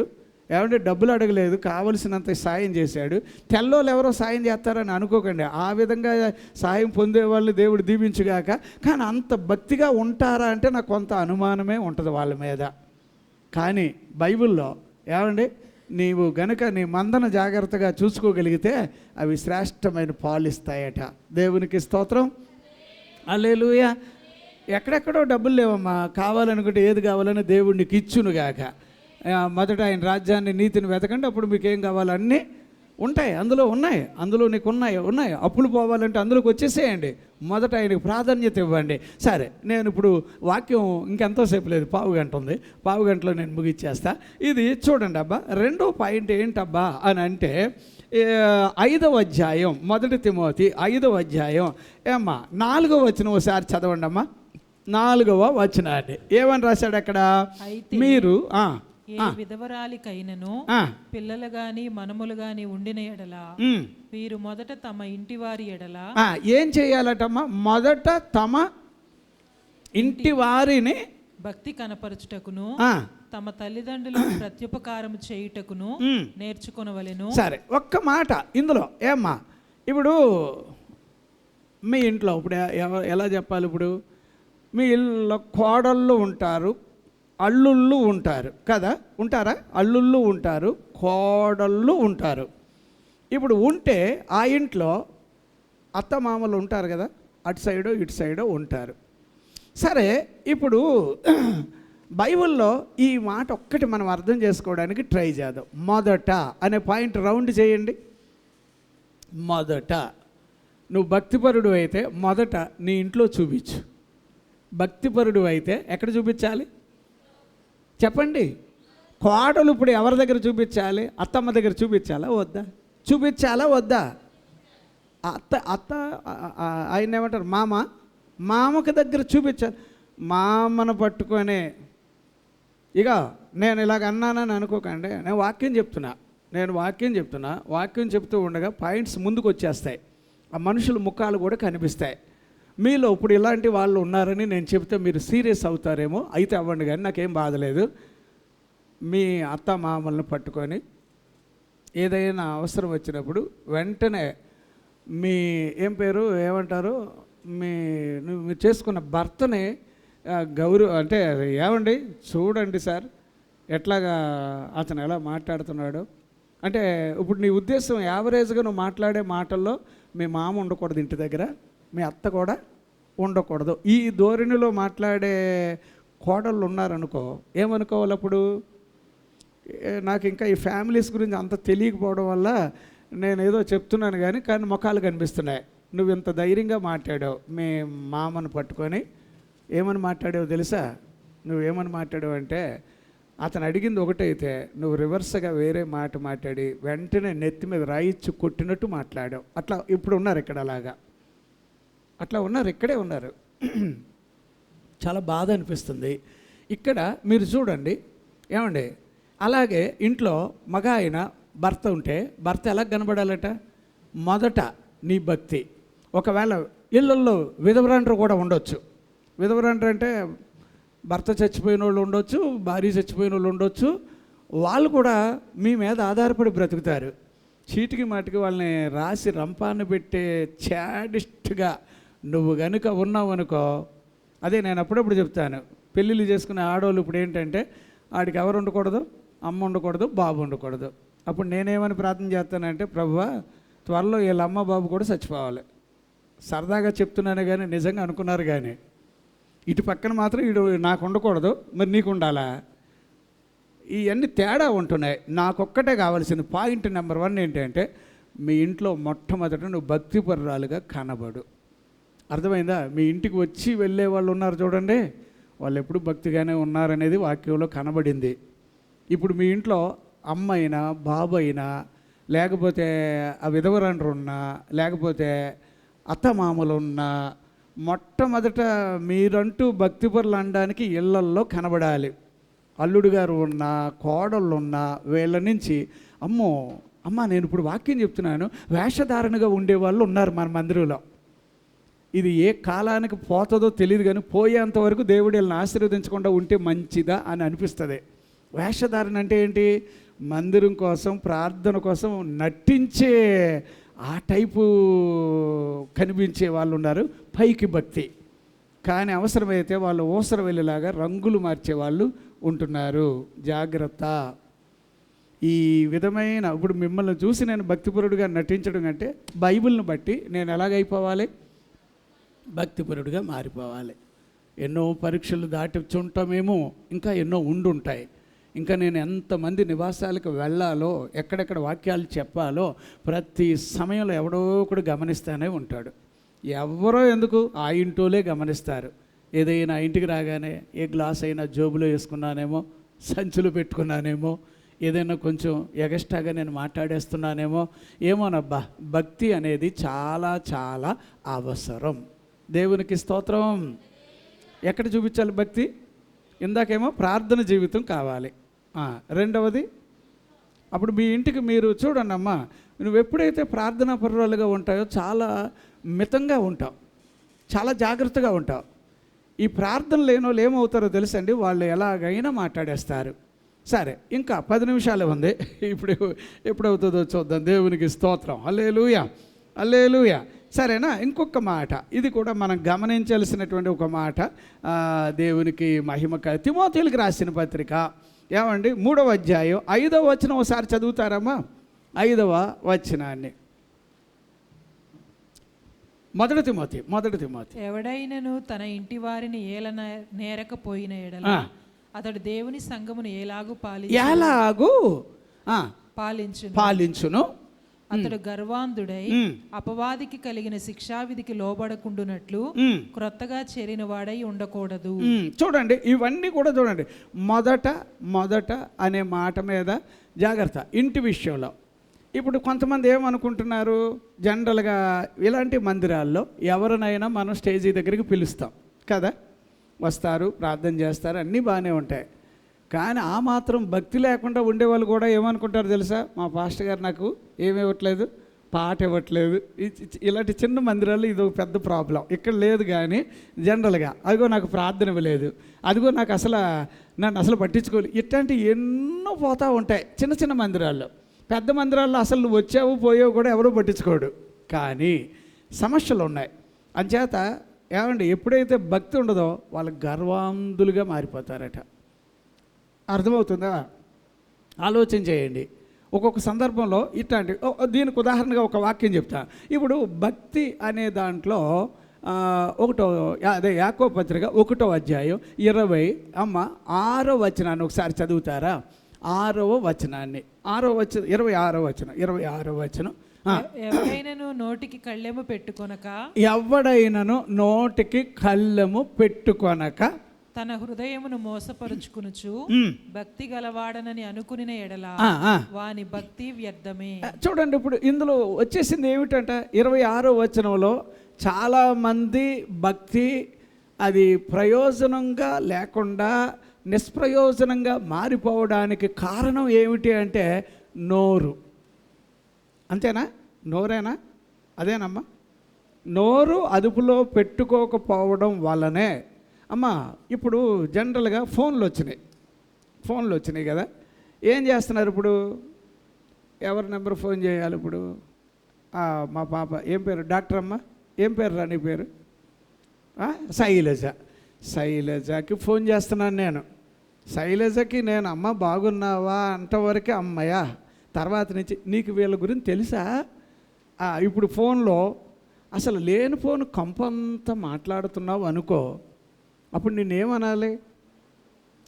ఇప్పుడు నోరు అదుపులో లేక చాలామంది, నేనేమనుకుంటానంటే ఇట్లాంటి నోరు అదుపులో లేని వాళ్ళు మందిరానికి రావడం వేస్ట్ అండి. చాలామంది కొంపలు తగలడిపోతున్నాయి. అసలు నీకు అవసరం కాని వాటిల్లో నువ్వు ఎంటర్ అయ్యి మళ్ళీ వీళ్ళకి లేనిపోని అడగడం, మాట్లాడడం. నేనేమంటానంటే ఇప్పుడు పైకి వీళ్ళు చాలామంది భక్తిగా ఉన్నట్టు కనిపిస్తున్నారు, కానీ అందులో కొంచెం కూడా భక్తి లేకుండా ఉండేవాళ్ళు ఎవరంటే వాళ్ళ నోరు అనగానే చాడీలు మాట్లాడేవాళ్ళు. ఏం మాట్లాడేవాళ్ళు? ఇందులో ఎంతమంది ఉన్నారు చాడీలు అంటే తెలుసా? వీళ్ళ గురించి ఇక్కడ చెప్పడం, ఇక్కడ వాళ్ళ గురించి ఎక్కడ చెప్పడం, అక్కడ చెప్పడం, అక్కడి నుంచి అయ్యి బాబు వీళ్ళిద్దరికీ చెప్పాను ఇంకా అందరికీ చెప్పేయాలి, చచ్చిపోతావు జాగ్రత్త అందరికీ. ఇదొక దెయ్యపు ఆత్మ అనే సంగతి తెలుసా? భక్తి లేకపోవడానికి సైతాను నీ నోరు వాడుతుంది. అది కాదు అమ్మ, అది కాదు అయ్యా, ఈ కథలు మానేసి వేరే వాడు కొంపలు ఆర్పడానికి మాత్రం నీ నోరు వాడొద్దు. దేవునికి స్తోత్రం, హల్లెలూయా. మీకు అర్థమవుతుందా? ఇప్పుడు సరే, నాకు కొన్ని విషయాలు తెలియకపోయినా అయ్యి బాబు నువ్వు చెప్తే అప్పుడు ఆహా అలాగ ఉంటాడని అనుకోకండి. నువ్వు చెప్పక్కర్లే, ప్రార్థన చేస్తూ ఉంటే చాలు విషయాలన్నీ బయటకు వస్తాయి. అది నాకున్న ఒక సంతోషం. అంచేత అందరినీ ఇలాగా అలాగా అనాల్సిన అవసరం లేదు. వాక్యం చెప్తుంటేనే కొన్ని కనిపించేస్తాయి. కాకపోతే ఇప్పుడు నేను అడుగుతున్నా, జాగ్రత్త. నోరు సరిగ్గా లేకపోతే, నోరు బాగుంటే ఊరు మంచిగా ఉంటుంది అనేది మన తెలుగు సామెత కదా. అంచేత జాగ్రత్త. ఎవరెవరి గురించి కూడా ఏమండి, మీరు ఎక్కువగా అధికంగా వేరే వాళ్ళ విషయాలు గనక అక్కడ ఇక్కడ మాట్లాడితే గనక మొట్టమొదట నువ్వు భక్తి లేని వాడు అవుతావు. అప్పుడు బైబిల్లో నాలుకను ఎవరు కూడా ఏం చేయలేరని రాశాడు. అది మాత్రం అందరికీ తెలుసు కదా. 3వ అధ్యాయంలో అదే పాయింట్ మనం చదువుతాం. కానీ ఎందుకో పౌలు గారు ఏం చేశాడంటే తిమోతిని తరచుగా పట్టుకొని నువ్వు చాలా జాగ్రత్తగా ఉండాలి, జాగ్రత్త, ముసలమ్మ ముచ్చట్లు, ఈ ముచ్చట్లు, ఆ ముచ్చట్లకి వెళ్ళొద్దు అన్నాడు. ఒకసారి మన దగ్గర వేదమని ఒక కథ చెప్పాడు, గుర్తుందా? 4 ముసలోళ్ళు, నలుగురు మామలు ఇక్కడి నుంచి బయలుదేరుతూ ఎక్కడి వరకు వెళ్ళారట? అనుకున్నంత దూరం వెళ్ళారట. వెళుతూ అది మాట్లాడుకొని ఇది మాట్లాడుకొని వెళ్ళిపోయారు, అనుకున్న చోటుకి వెళ్ళిపోయాక అయినా వీళ్ళు మాట్లాడిని ముగించలేకపోయారట. అక్కడ అన్నీ అయిపోయినాయి, ఏదో చేసుకున్నారు. చివరికి వీళ్ళు ఏమయ్యారని చెప్పి చచ్చిపోయారని చెప్పి ఆల్రెడీ ఫోటోలు పెట్టి ఇక్కడ మా నలుగురు చచ్చిపోయారు, మనకు అదేట్రా వీళ్ళు నలుగురు ఎలాగ వెళ్ళిపోయారు చచ్చిపోయారు అని అనుకున్నాక ఏమంటే అంతా అయిన తర్వాత ఎన్నో రోజులకి అప్పుడు వాళ్ళు వచ్చారట. వచ్చి ఊరికి వచ్చాక మళ్ళీ మాట్లాడుతున్నారు. అవును ఎక్కడి వరకు చెప్పాను, మళ్ళీ ఎప్పుడు మాట్లాడుకుందాం అనుకుంటున్నారట వీళ్ళు. అర్థమైందా? అంటే చాలామంది ఎలాగుంటున్నారంటే, అమ్మ దయచేసి ఇంకో వ్యక్తి బాగుండాలంటే నీ నోరు బాగుండాలి. ఇప్పుడు నా నోరు ఆశీర్వాదకరంగా ఉండాలని ప్రార్థన చేయండి, మీ నోరు ఎలా ఉండాలని ప్రార్థన చేయండి, అంతే. అప్పుడు ఏమవుతామో తెలుసా, ఇంకొకరికి మీరు ఎలాగుంటారు, ఆశీర్వాదకరంగా. మీకు ఇందులో నుంచి ఇక సామెతల గ్రంథం 11:9 వచనం చదువుతారా? టకా 4 వచనాలు చదువుదాం. సామెతల గ్రంథం 11వ అధ్యాయం 9వ వచనం చదవండి అమ్మా. భక్తిహీనుడు తన నోటి మాట చేత తన పొరుగు వారికి నాశనము తెప్పించి ఏం చేస్తాడమ్మా? భక్తిహీనుడు అంటే ఎవరు? భక్తిహీనుడు అంటే ప్రార్థన ఉండదు వాడి జీవితంలో. భక్తిహీనులకి ఏముండదు? ప్రార్థన ఉండదు. అలాగే బైబిల్ వాక్యాలు ఉండవు వాళ్ళల్లో. వాళ్ళు ఎవరైనా ఇంటికి వచ్చారంటే దరిద్రం అన్నమాట. అది అక్కడ రాశాడు చూడండి, వాళ్ళ వల్ల పొరుగు వాళ్ళకి ఏమైపోద్దట, నాశనం. సరే అమ్మా, 10వ అధ్యాయం 11వ వచనం చదవండి. ఇప్పుడు 10వ అధ్యాయం 11వ వచనం. నీతిమంతుని నోరు జీవపు ఊట, భక్తిహీనుల నోరు బలాత్కారము మరుగుపరచును. బలాత్కారం అంటే ఏంటమ్మా? బలాత్కారం అంటే ఎప్పటికీ క్రమంగా ఉండరు వాళ్ళు. భక్తిహీనులు అనగానే ఎప్పటికీ వాళ్ళు ఎలాగుండరు, క్రమంగా ఉండరు. వాళ్ళు ఎప్పుడూ ప్రమాదమే అమ్మా. అలాంటి వాళ్ళు ఈ మందిరానికి వచ్చారు అనుకోండి, ఎప్పుడు వాక్యం చెప్పినా ఏమనుకుంటారు తెలుసా? సార్ నాకే చెప్పాడు. అయ్యోయ్యో నీకోసమే కదా, అందరి గురించి కూడా వస్తుంది ఈ వాక్యం. భక్తిహీనులు అని అనగానే వాళ్ళు ఏం చేస్తారు, బలాత్కారంగా ప్రతిదీ అదేదో జిగట, అదొక రకమైన అది చిక్కగా ఉండే చీకటితో సమానం. ఎందుకంటే భక్తిహీనుల జీవితంలో ఉండేదంతా ఇవే ఉన్నాయి. అంచేత భక్తిహీనులు అనగానే వారి వల్ల ఇతరులు నాశనం అవుతారు. జాగ్రత్త అమ్మా. మీ ఇంటికి ఎవరు వచ్చినా కూడా నేను ఒక్కటే రిక్వెస్ట్ కోరుతాను, ప్రార్థనా పరులు రానివ్వండి. రెండవదిగా వాళ్ళల్లో ఏముండాలి, వాక్యం ఉండాలి. మూడవది పాతవన్నీ అయినాయి, పాతవి గతించాయి, ఇప్పుడు అన్నీ కూడా ఏమై ఉండాలి. మీకు నేను ఇంకో చివరిగా కన్క్లూషన్గా చెప్పేది ఏంటంటే, భక్తిహీనులుగా ఉండేవాళ్ళు బలులు కూడా చేయకూడదు అని రాశాడు సామెతల గ్రంథంలో. బలులు అంటే మీకు అర్థమైందా? ఏమండి, దేవునికి ప్రీతికరమైన చెయ్యక్కర్లే. భక్తిహీనులు అంటే ఏది? ఫర్ ఎగ్జాంపుల్గా నెలకు ఒకసారి భోజనాలు పెడతారు చూడండి. ఇక్కడ ఎవరు ఇప్పుడు రేపు ఎవరు పెడుతున్నారు? ఎవరు వచ్చే నెల? ఏమండి ఇప్పుడు ప్రతీ నెల బుక్ అయిపోయారు అందరూ, ఖాళీ ఉండట్లే. మాకు కూడా ఇప్పుడు ఎలాగానో ఆలోచనలో పడిపోయాం. అయ్యో పాస్టర్ గారు ఏదో రోజు అందుకోసం మేము ఏదో స్పెషల్ మీటింగ్ పెట్టి అందరికీ భోజనం పెట్టాలని అట్లా కూడా ఆశ ఉంది. కానీ నేను అంటున్నా, రేపు నెల ఎవరు భోజనం పెడుతున్నారు కానీ ఏడుతో పెట్టకండి, భక్తిహీనులుగా పెట్టకండి. ఎందుకంటే భక్తిహీనులు అర్పించు బలి ఆయనకి హేయము అని రాశాడు. ఏమని రాశాడు? అప్పుడు అన్నం పెట్టకండి, కానుకలు కూడా వెయ్యక్కర్లేదమ్మా. భక్తిహీనులుగా ఉండేవాళ్ళు కానుక వేస్తే వాళ్ళు ఎలాగుంటుందో చెప్పనా? ఏమనుకోరు కదా. ఏమండి అంటే ఎలాగా? వాళ్ళు ఏదో ఇచ్చినట్టు 10 మంది చూడాలనుకుంటారు, 10 మందికి తెలియాలనుకుంటారు. ఒక ఆమె దేవునికి 2 కాసులు వేసింది. అయ్యో ప్రభు చూడకుండా ఉంటే బాగుండేది, ఈరోజే మొన్నటి వరకు పర్వాలేదు ఎంతో కొంత వేసాను, ఇప్పుడు ఏమీ లేవు, ఇప్పుడు ఆయన చూసేస్తాడేమో అనుకున్నది. కానీ వేరే వాళ్ళైతే ప్రభు చూడాలనే ఇలాగ ప్రభు చూసుకో, చెక్కు సంతకం చేసే, ఎంత రాసుకుంటావు రాసుకో, అట్లా బోల్డ్ మంది వేసారట.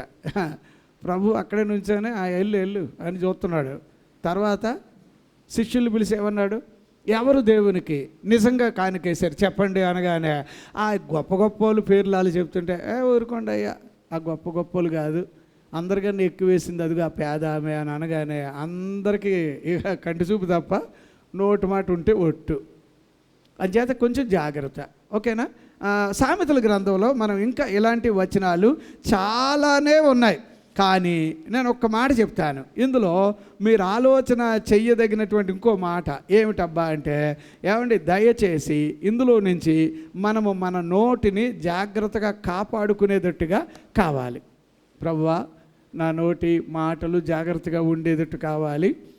తర్వాత భక్తిహీనంగా ఉన్నారు అంటే దానివల్ల ఇతరులకి నష్టమే, ఇతరులు నష్టపోవడానికి. అమ్మ ఒకవేళ ఇంట్లో మన అల్లుడే గనక ఇట్లాంటి క్యారెక్టర్లో ఉన్నాడు. నేను ఒకసారి ఒక కుటుంబానికి చెప్పాను.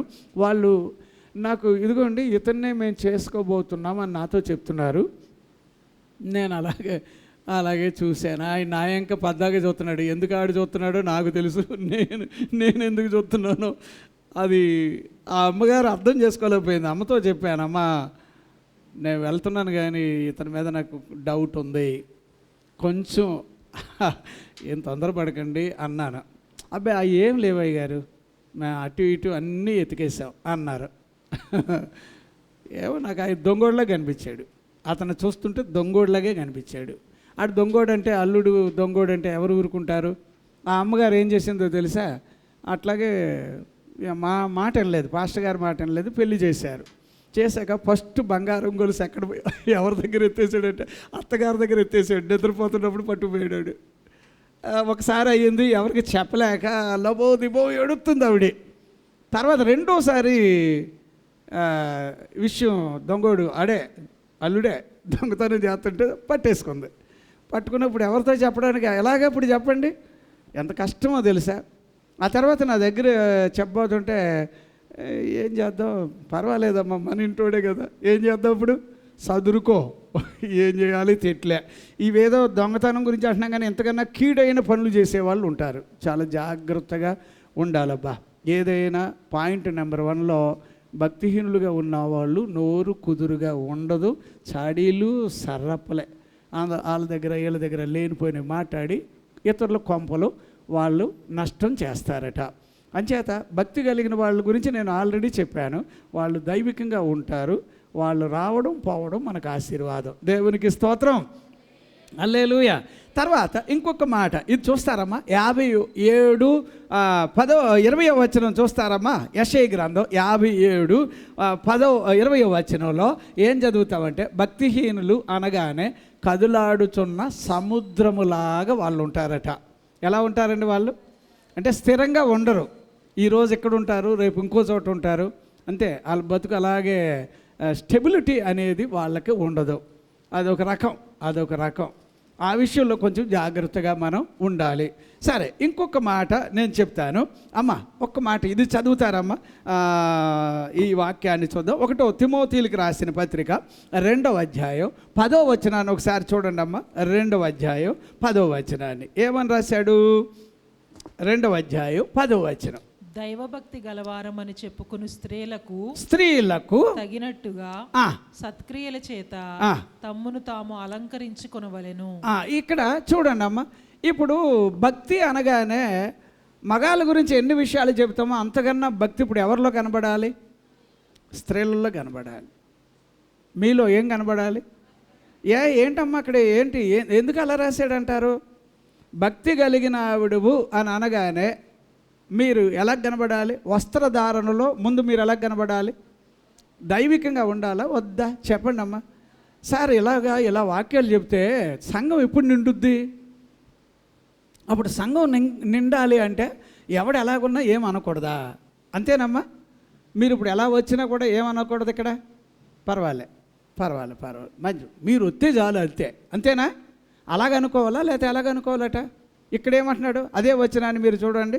ఇప్పుడు మళ్ళీ చదువమ్మ అదే వచనాన్ని, 10వ వచనాన్ని. దైవభక్తి గలవారమని చెప్పుకొనుచున్న స్త్రీలకు తగినట్టుగా సత్క్రియల చేత తమ్మును తాము అలంకరించుకొనవలెను. ఏంటమ్మా అలంకరించుకోవడం అంటే ఎలాగా? ఇప్పుడు మీరందరూ చూడండి అమ్మ, మాకేమో ఒక జత బట్టలు కావాలనుకో, ప్యాంటు షర్ట్కి మాకు ఎంత అవుతుంది? ఇప్పుడు ఎంత అవుతుంది? మగాళ్ళు చెప్పండి సార్. నేను ఇప్పుడు పండగ వచ్చిందనుకోండి, నేను బట్టలు ఇవ్వాలి మగవాళ్ళకి అని నేను అనుకుంటాను. మా రాజుని అడగండి. రాజు అయితే చాలా ఎక్కువ డబ్బులు పెట్టుకుంటాడు నాకు తెలుసు. కానీ నేనేంటంటే 300-400 షర్ట్లు కొన్నాను అనుకో, అవి నాకు తక్కువ రేటుకి పడతాయి. ఏదైనా మగాడికి ఒక డ్రెస్కి ఎంత పడుతుంది? 1000 రూపాయలు ఎక్కువ. ఎంత చెప్పరేటండి? 1000 రూపాయలు ఎక్కువ, లేదా కొంచెం అందులో ఒక 200-300 వేసుకుంటాం. అదే మీకైతే ఎలాగా? ఇప్పుడు మామూలు మీరు వేసుకునే డ్రెస్కే ఒక రేట్ అయితే, మీరు కుట్టించుకునే డిజైన్లు ఉంటాయి చూడండి, అప్పుడు మా నెత్తి మీద ఎంటుకలన్నీ ఊడిపోతాయి. ఎట్లాగంటారు ఇప్పుడు? ఇంచుమించుగా ఒక్కరు మీరు ఒక డ్రెస్, అంటే నేను అనేది తప్పు అనుకోకండి అమ్మ, కొనుక్కోండి, వేసుకోండి, మంచిది. కానీ ఒకవేళ మీ ఆయనకి ఇంత జీతం ఉంది, నువ్వెంత సోకు చేస్తానంటే పోతావు, జాగ్రత్త.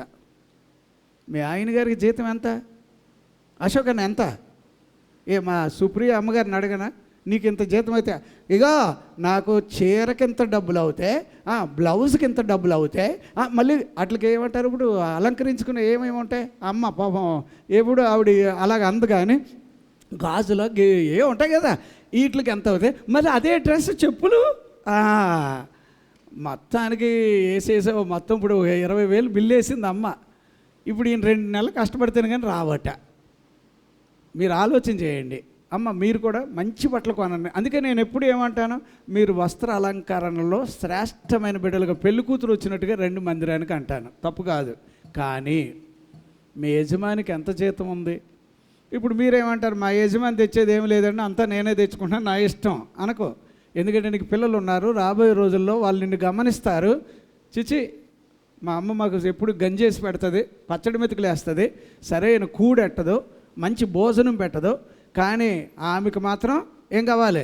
డ్రెస్సులకి, వాటికి, వీటికి.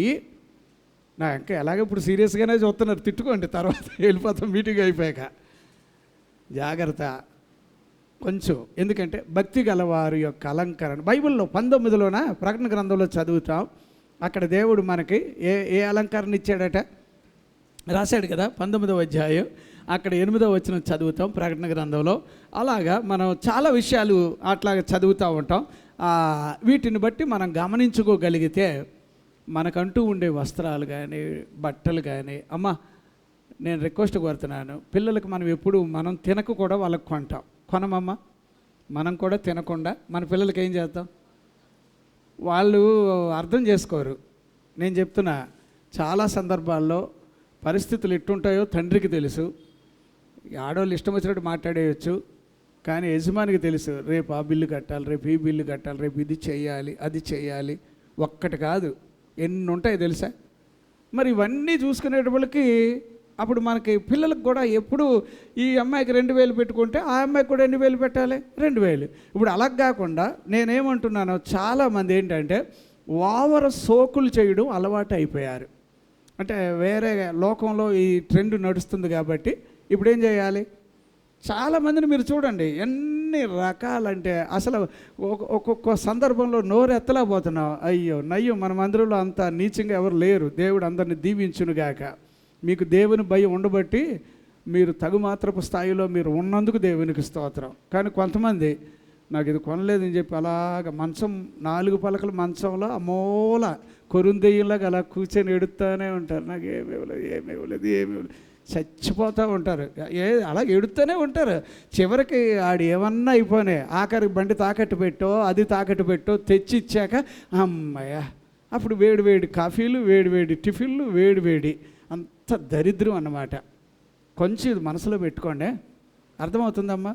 మీరే ఎక్కువగా మీ కుటుంబం బాగుండాలంటే మిమ్మల్ని బట్టే ఉంటుంది. యజమాని ఎంత కష్టపడి వస్తాడో తెలుసా?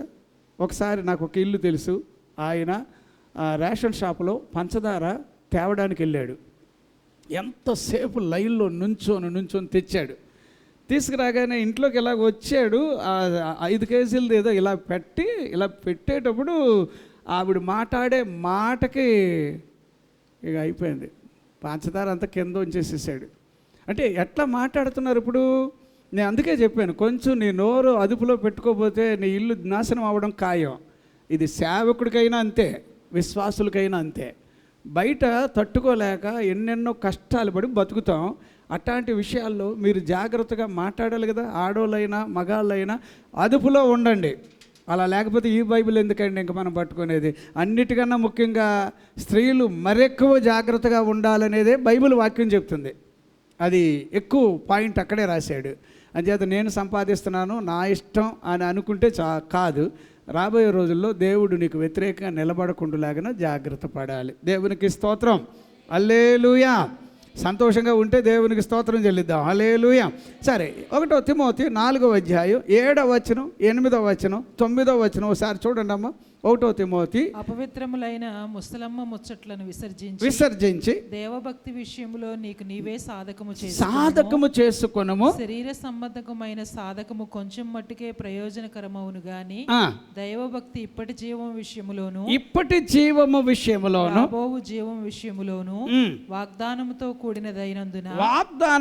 కూడినదైనందున అది అన్ని విషయములలో అన్ని విషయాలలో. అంటే ఇప్పుడు నేను అంటున్నా, భక్తి అనగానే ప్రయోజనకరముగా అది దేవుడు మనకి ఇచ్చాడు. ప్రయోజనకరముగా. దేవునికి స్తోత్రం, హల్లెలూయా. సరేనా, టైం వెళ్ళిపోయింది. ఏమండి, ప్రయోజనకరమైన. నేను భక్తిగా ఉండడం వల్ల నా ఇంటి యజమానికి ఎలా ఉంటుంది? నేను భక్తిగా ఉండడం వల్ల మా ఇంటి ఆవిడికి ఎలా ఉంటుంది? చెప్పండి అమ్మా. కొన్ని గంటల సేపు వాక్యం రాసి రాసి నేను అనుకుంటాను ఒక్కొక్కసారి, ప్రభువా ఎంత అంటే మీకు అర్థం కాదు, ఫైటింగ్ ఉన్నట్టు ఉంటుంది నాకు ఒక్కోసారి వాక్యం పట్టుకొని. చాలా ఏడుస్తాను, ప్రభు దగ్గర ఏడుస్తాను చాలా. నిన్న కూడా వాక్యం చెప్తున్నప్పుడు ఆదివారం చూశాను, ప్రభు సన్నిధి నాకు బాగా కనిపించింది. కానీ ప్రభు కనబడలేదని బాధ వచ్చింది. ఆయన అప్పుడప్పుడు కనిపిస్తూ ఉంటాడు. అదొక రకమైన ఆలోచన వచ్చి, దేవా అట్లా ఆలోచన ప్రభుతో చెప్పుకుంటాను. అంచేత దయచేసి ప్రయోజనకరమైన భక్తి అనే మాట ఒకటి రాశాడు కాబట్టి మన జీవితంలో భక్తి ఉంటే అది మనకు ప్రయోజనమే. ఏంటమ్మా చెప్పండి. అప్పుడు ముసలమ్మ ముచ్చట్లు ఏమైపోతాయి? పోతాయి. అప్పుడు మీరు ఎవరైనా ఇంటికి వస్తే, ఇప్పుడు ఈవిడేమంది, మా ఇంటికి వచ్చుచు వెళ్ళుచున్న ఈయన ఎవరు? చాలా భక్తిగా. అమ్మ మీ గురించి అలాంటి పాయింట్ చెప్పొచ్చు అంటారా? మీరు మా ఇంటికి వచ్చారనుకో, మేము అనొచ్చా? అలాగా మేము మీ ఇంటికి వచ్చామనుకో అనొచ్చా? మేము అలాగా మీరు అనొచ్చా? అప్పుడు మీరు ఎవరెవరైనా ఇంటికి వెళుతున్నారు వాళ్ళు అనొచ్చా?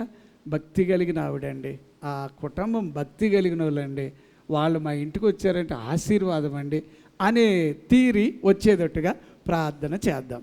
సరే, ఇప్పుడు భక్తి లేకపోవడం వల్ల వచ్చే సమస్య ఏంటో ఒక 7 పాయింట్లు. ఒకటి చూడండి, యాకోబు పత్రిక 1వ అధ్యాయం 26వ వచనంలో చదివితే గనక ఏమంటున్నాడంటే, అక్కడ ఏం చేస్తారట? వాళ్ళు చీటికి మాటికి నోరు పారేసుకుంటారట. ఏం చేస్తారమ్మ వాళ్ళు? ప్రతి చిన్నదానికి ఏం చేస్తారు? ఇప్పుడు నిజమైన భక్తి అని అనగానే బైబిల్లో మనకు 1:27లో చదువుతాం, యాకోబు పత్రికలో, అంతే కదమ్మా? 1:27లో చదువుతాం కదా. ఏమని చదువుతాం? ఏమండి, నిజమైన భక్తి ఏదనగా అని అన్నప్పుడు, అప్పుడు భక్తి అనగానే మీరు చూడండి, భక్తి అనగానే ఇతరులకు మనము సహాయం చేయడం. ఏం చేయడం అమ్మా? ఇతరులకు ఏం చేయడం? చెప్పండి అబ్బా, చెప్పాలి. ఇప్పుడు భక్తి పరులు అనగానే మీరే తినుకొని ఉండడం కాదు. ఫర్ ఎగ్జాంపుల్గా, అంటే జనరల్గా మీరు కనీసం ఇతరులకి పెట్టేవారిగా మీరు మారాలి. అప్పుడు అది భక్తి. అర్థమైందా? ఇతరులకు ఏం చేయాలి? కొర్నేలి గురించి బైబిల్లో మనం అదే చదువుతాం కదా. కొర్నేలి అనే ఒక ఆయన భక్తిపరుడై ఉండేను కదమ్మా. 10వ అధ్యాయంలోన 1 వచనంలోనే మనం చదువుతాం అపోస్తుల కార్యాల్లో. అతడు భక్తిపరుడు. అతడు ఏం చేస్తాడట చెప్పండి అమ్మా? అక్కడ ఏం రాశాడు? ధర్మకార్యాలు చేసేవాడని ఉందా? అన్నం పెట్టేవాడని ఉందా? ఇతరులకు మేలు చేసేవాడని ఉందా?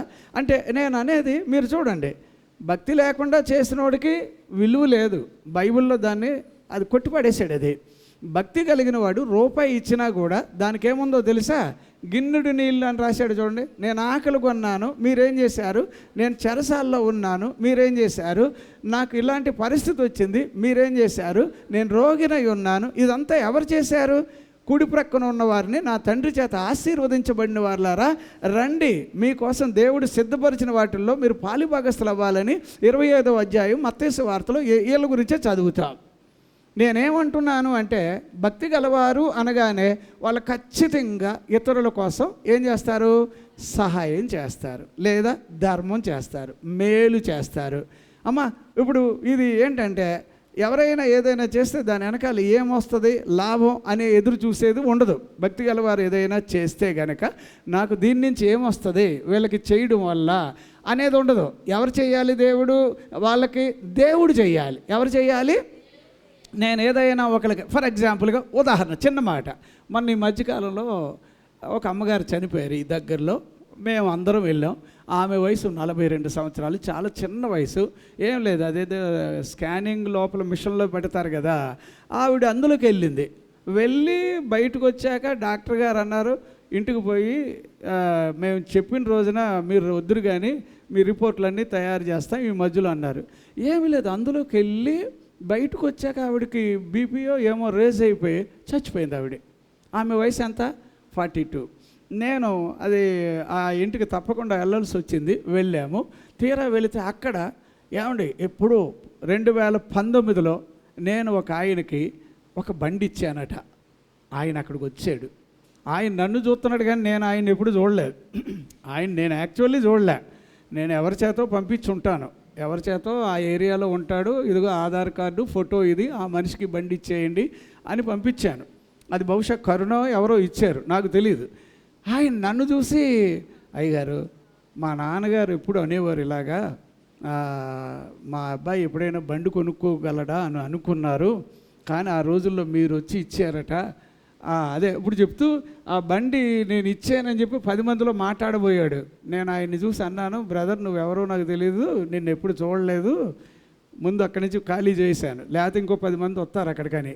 కానీ నేను అంటున్నా చూడండి, అక్కడ ఏమండి మనం చేసిన సహాయం అనేది ఒకటి ఉంది. అంటే నేనే కాదు, మీరందరూ కూడా అలా చేసేవాళ్ళు కావాలి. ఫర్ ఎగ్జాంపుల్గా నేను మొన్న మాధవరాయుడుపాలు వెళ్ళాను వాక్యం చెప్పడానికి. ఆ పాస్టర్ గారికి నేను అప్పుడెప్పుడో దగ్గరగా 20-25 సంవత్సరాల క్రితం ఎప్పుడో నేను ఇచ్చాను ఆయనకు ఒక బండి. ఇప్పుడు ఏమన్నాడో తెలుసా?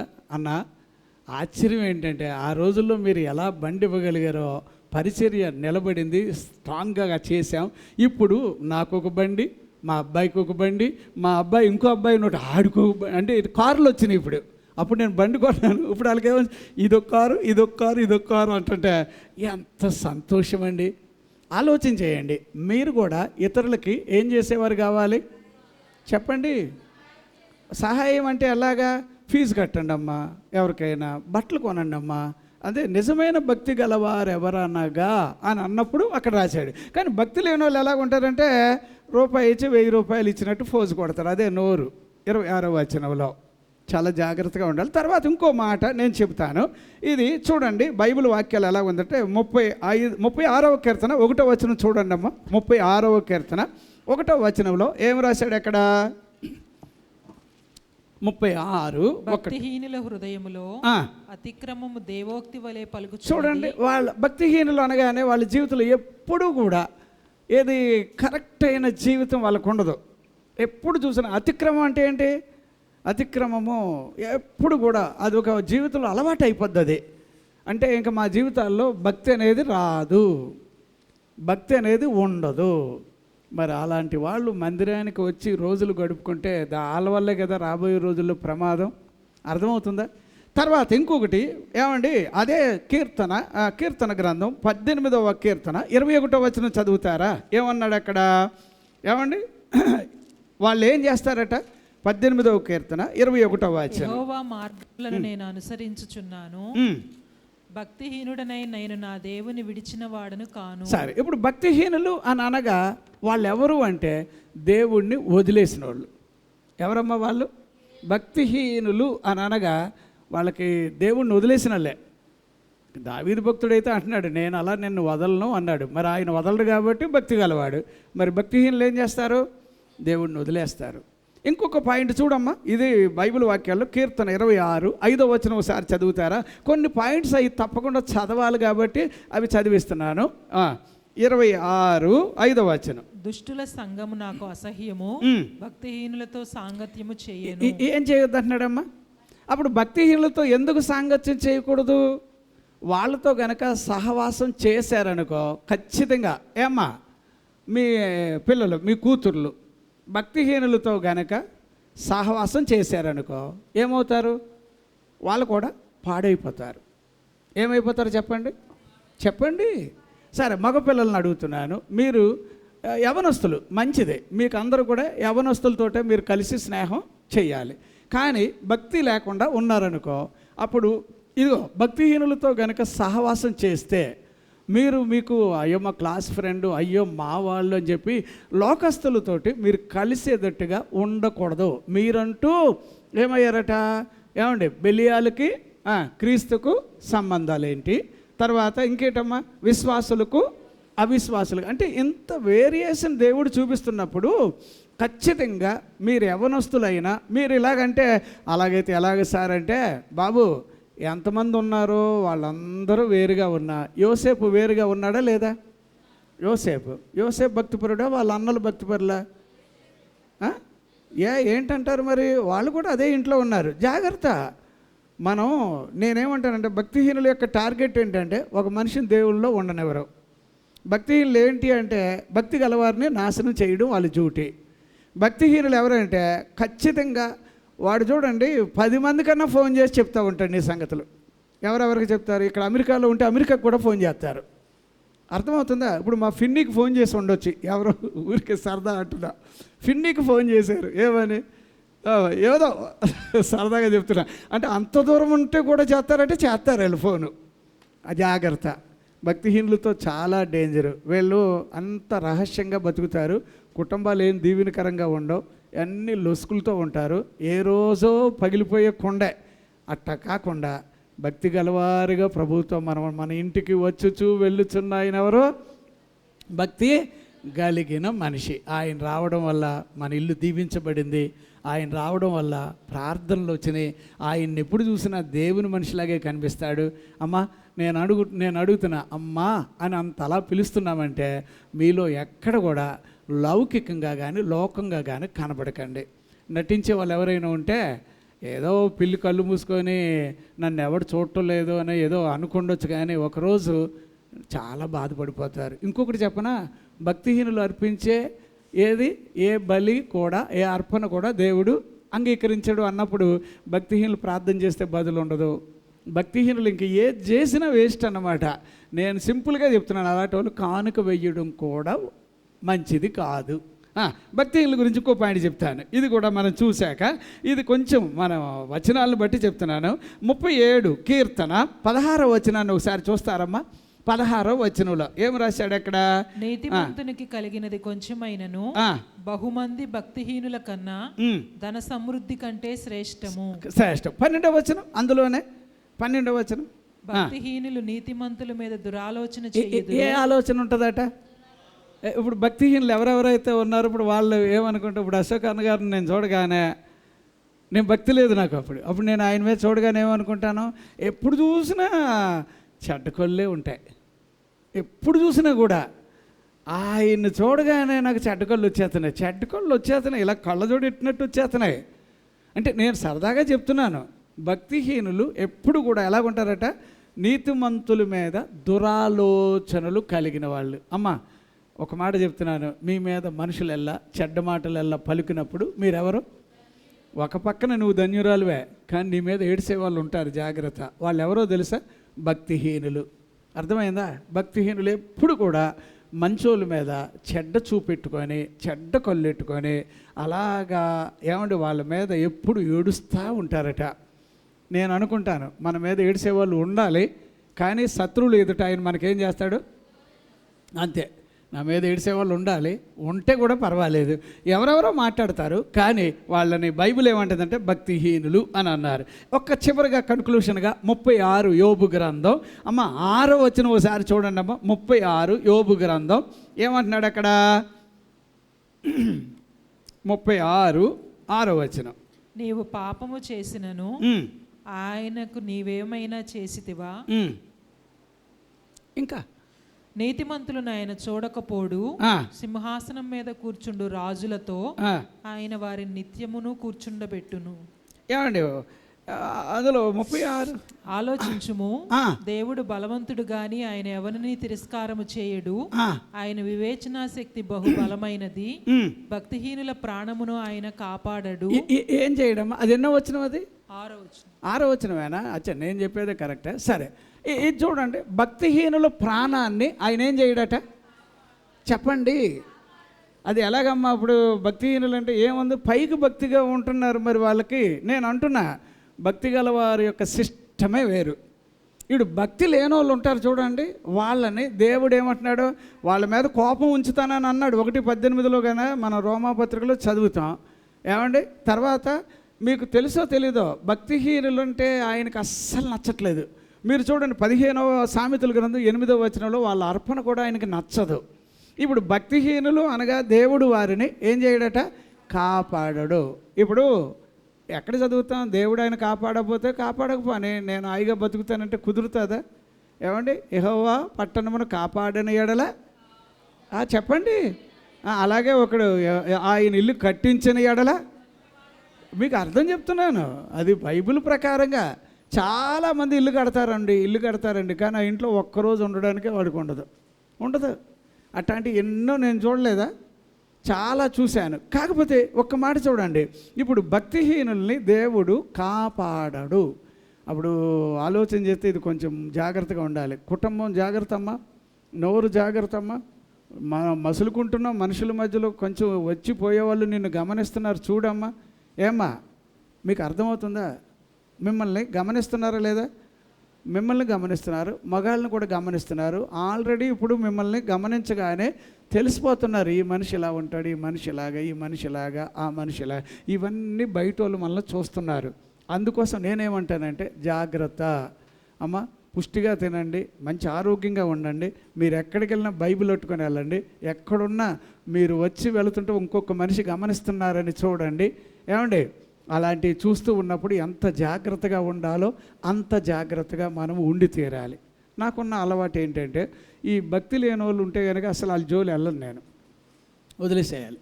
దేవుడు వాళ్ళకి ఏదన్నా పాఠం నేర్పిస్తాడులే అని వదిలేస్తాను. ఏదో సందర్భంలో వాళ్ళు మాట్లాడతారనుకో, అప్పుడు కూడా నాకు కోపం చూపించాలని అనిపించదు. చాలా బాధపడతాను. కానీ ప్రభు వీళ్ళు నటిస్తున్నారు, కానీ నటనా జీవితం ఏ కాలం వరకు ఉంటుంది? అయ్యో, ఇది నాకు నచ్చలేదు. అంచేత ఎప్పుడు కూడా ఫ్రాంక్గా ఉండడం, చాలా తేటతెల్లంగా ఉండడం, అది మనకు అలవాటు కావాలి. ఇది చూడండి అమ్మ, ఒక్కసారి ఇందులో సామెతల గ్రంథం 16:4 వచనం, ఒక్క వచనాన్ని చదవండి. ఏమంటున్నారు అక్కడ? యెహోవా ప్రతి వస్తువును దాని పని నిమిత్తము కలుగజేశాడు. నాశన దినమునకు ఆయన భక్తిహీనులను అమ్మ, దేనికోసం అమ్మ చెప్పండి? దేనికోసం భక్తిహీనులు ఉన్నారు చెప్పండి ఇప్పుడు? అంటే అదేటబ్బా అంటే, నోహు ఓడలో ఎంతమంది వెళ్ళారేటి? 8 మంది. మరి మిగిలిన వాళ్ళందరూ దేనికోసం చెప్పండి అబ్బా, మీకు అర్థమవుతుందా ఇప్పుడు? జాగ్రత్త. మీరు భక్తిపరులై ఉంటే కనుక ఇంకా మిగిలిన వాళ్ళు కూడా దేవుణ్ణి తెలుసుకుంటారు. మన ఇంటికి వచ్చి వెళ్ళేవాళ్ళు ఎవరై ఉండాలి? అది. కానీ ఈ వచనం ఒక్కటి పెట్టుకోండి అబ్బా, ఎవరైతే భక్తిగా ఉండరో, నేను ముందే చెప్పాను, భక్తి అనగానే వాక్య ప్రకారంగా ఉండడం, భక్తి అనగానే నూతన సృష్టి, అంతే. భక్తి అని అనగానే దానికి ముందు నేనేం చెప్పాను? ప్రార్థన పరులుగా. ఇంకేం చెప్పాను? ఏమండి, ఎప్పుడు చూసినా మీలో ఎవరు కనబడాలి చెప్పండి అమ్మా? యేసు ప్రభు కనబడాలమ్మా, అది భక్తి. అప్పుడు మీరు 2 అర్థాలుగా మాట్లాడరు, అప్పుడు నటించేటట్టుగా మాట్లాడరు, అప్పుడు అలా కాదండి ఇలాగండి, ఇలా కాదండి అలాగని ఈ నాటకాలు ఉండవు. అప్పుడు ఫ్రాంక్గా ఉంటారు, యథార్థంగా ఉంటారు. దేవుడి చిన్న వాక్యాన్ని దీవించునుగాక. ఆమేన్. ప్రార్థన చేసుకుందాం ఈ వాక్యాన్ని బట్టి.